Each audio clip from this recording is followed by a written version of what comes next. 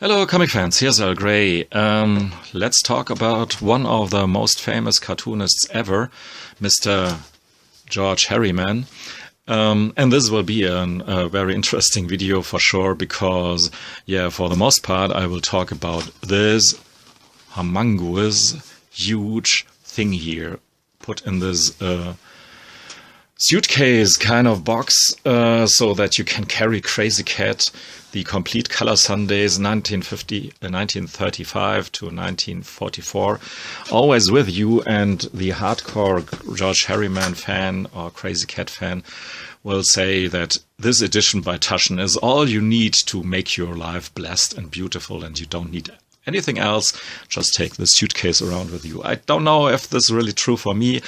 In fact, I circled around this beautiful package for years now, because it is priced pretty fittingly, but nevertheless high, with 150 euros.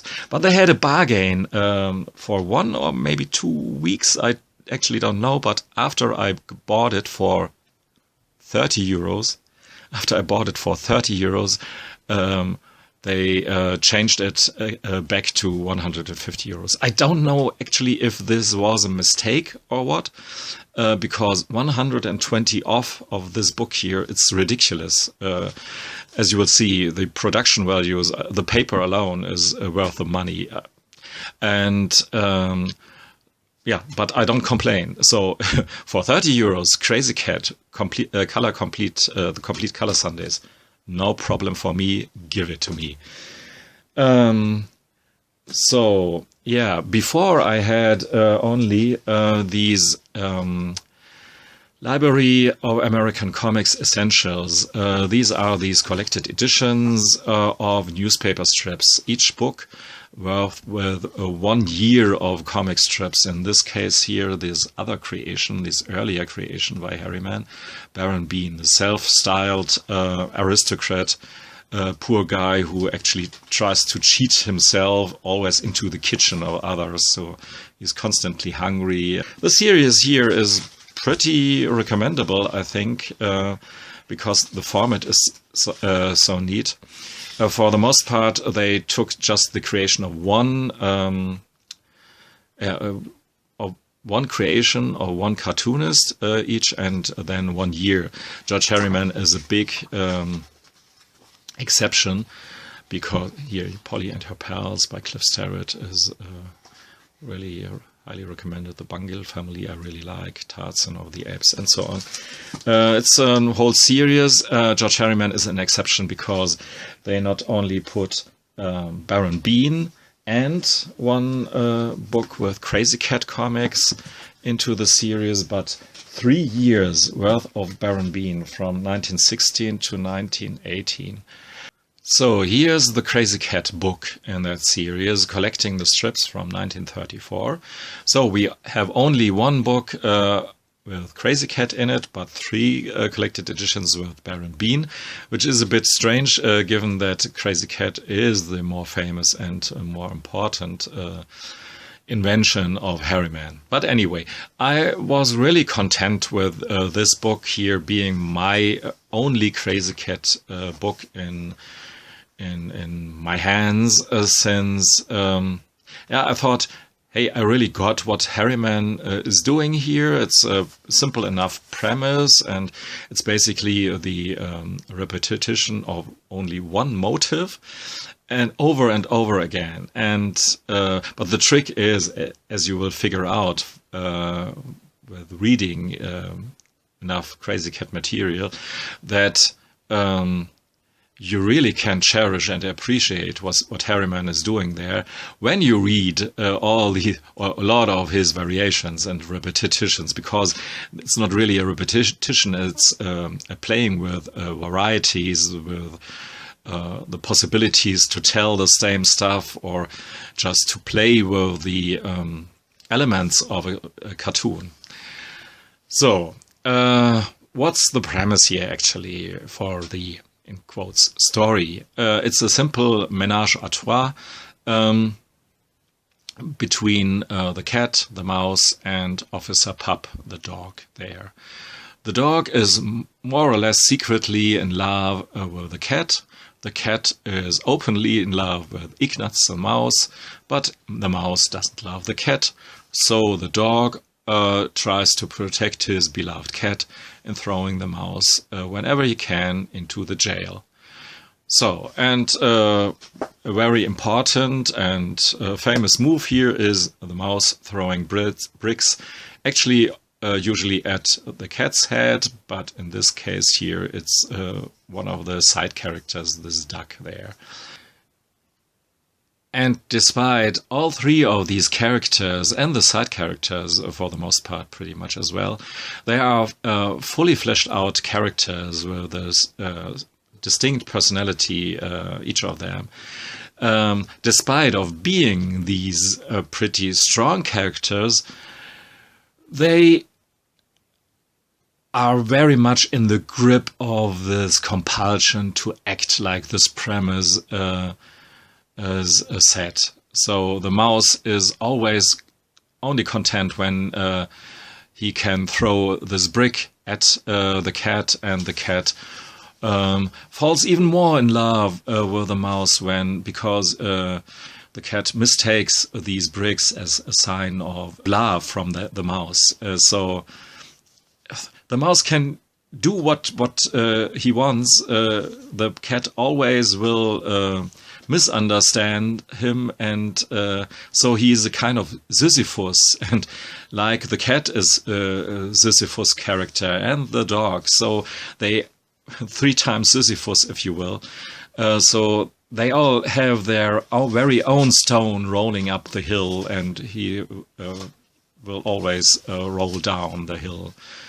But they always try to, whoever said it, that we have to think of Sisyphus as a fortunate and a happy character. Somebody said it because he has this aim, and when he stays on the mountaintop and sees it all, see all of Coconino County, the region where all this takes place here, and it's built after the region George Herriman lived in. So what I actually want to say with this, I don't know, but let's go for this baby here. And I'm really happy that this here arrived safe and sound at my doorstep here, because I not always care for these boxes in which the books come, but this here is really a beautiful packaging, and I will put it in this way on my shelf there. And have I said it to you that this only cost me 30 euros? It's, yeah, a bit strange. I should feel ashamed, but I'm not. I'm just happy. So, let's open this carefully up, because I have the tendency, while recording a video, sometimes I make dings in my books and then I'll regret it afterwards. So, but now you can see it. Open up. The book here is actually a bit smaller. You see, I already put markers in the book here just to find some pages here. And this is just heavy. Heavy.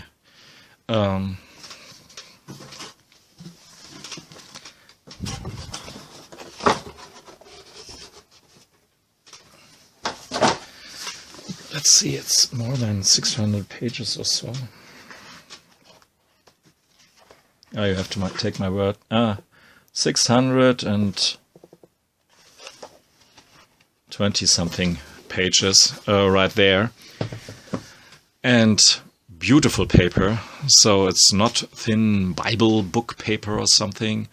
And cloth here with this reproduction on it. And we have lots of these huge reproductions of these Sunday pages, which I really this is really what I love the most, basically, when you can celebrate each Band-Aid dot there from the original coloring, because they haven't recolored it. This would be a crime, of course, and ridiculous, but yeah, they didn't do so. So we have lots of these magnified panels right there, and it's amazing how these simple compositions of George Herriman hold up when they are blown up, and they are really, yeah, just impressive imagery. And here you have one of these key scenes. That the first 120 pages of this book here, of this tome, are occupied by a very detailed essay by Alexander Braun, who seems to be the German expert on George Herriman and everything around him. As for instance, he lays out the references and homages of colleagues like Walt Kelly. He did here in Pogo an homage to Krazy Kat, or another one by the underground cartoonist Victor Moscoso. And it's clear that Krazy Kat was just the first iteration, or the first cartoon in that very popular mouse tortures the cat genre, which later leads to Tom and Jerry, and which leads to Itchy and Scratchy within The Simpsons and so on. But for me, more important, he references all these relations to the modern artists like, for instance, Pablo Picasso, and folk art, and even the suprematists like Kazimir Malevich and so on. You will find, when you Google Krazy Kat or so, one of the very first quotes is one quote by Pablo Picasso that he really loves Krazy Kat. That it's so it's great to having someone of the stature of Pablo Picasso acknowledging that how great some cartoon can be. George Herriman was a man of color, you would say today. So this was a big thing back then, not so little as you should think. And another thing was that he never mentioned, or seemingly never mentioned, the gender of the cat. So it was, right now it's called the first gender fluid cartoon. I think actually a bit differently, but more about that later. And I, quite honestly, I find it much more fascinating how he just played with the rules of the cartoon. So here we have a straightforward narrative, but day and night switches constantly, just because of this, for the symmetry of the page. Or here a panel which makes it perfectly clear that we are looking at some kind of stage in a theater, and our three characters here are just actors performing some decades-long play. It's in a way a Samuel Beckett before Samuel Beckett, or if Samuel Beckett would have been a cartoonist. And wait, there's some strip, and of course, always these references to René Magritte, ceci n'est pas une pipe. This is not a pipe, because it's a drawn pipe or painted pipe. And I will show you some of the cartoons by Herriman that play exactly with this idea a bit deeper. Here we have a Sunday page from 1929, which doesn't seem to make any kind of sense. We have the jail and Officer Pupp dragging Ignatz with him. Then Ignatz vanished. Here, what happens there? Then a brick is flying, then we see the cat is picking some flower. And just when you arrive at the last panel, it's made clear that you have to read it, the strip in this way here. And then everything makes sense. The brick is, as usual, thrown at the cat's head, and then the officer comes along and tosses the mouse into the jail. So, simple, fun way of playing with the panel arrangement here. And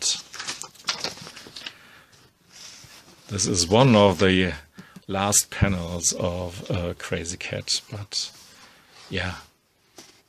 Actually, I don't want to spoil this for you. And yeah, and the part where the Sunday strips here is, of course, and fortunately the biggest part in this beautiful book here. And you can see how important the colors are, I assume. And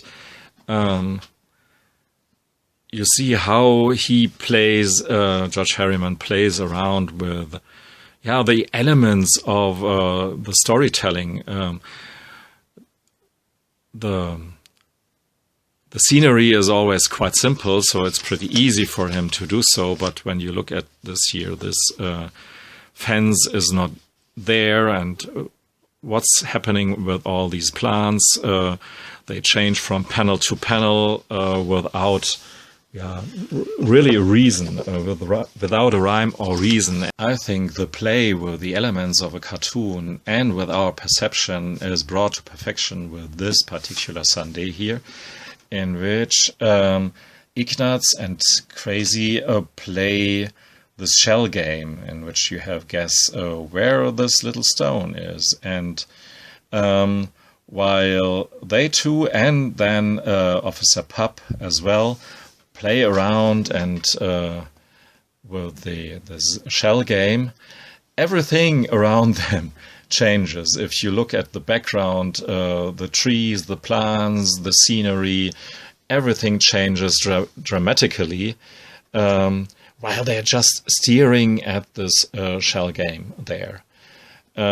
So the background is actually the real star in this Sunday. Like in many stories or one-pagers here, the gag, the joke at the end of the page is the least interesting stuff, but how it plays around with our perception or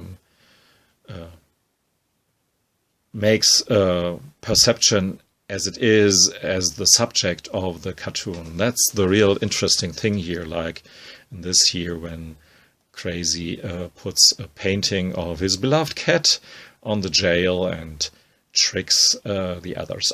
Here is another page to enjoy the beauty of Band-Aid dots in oversize and huge oversize.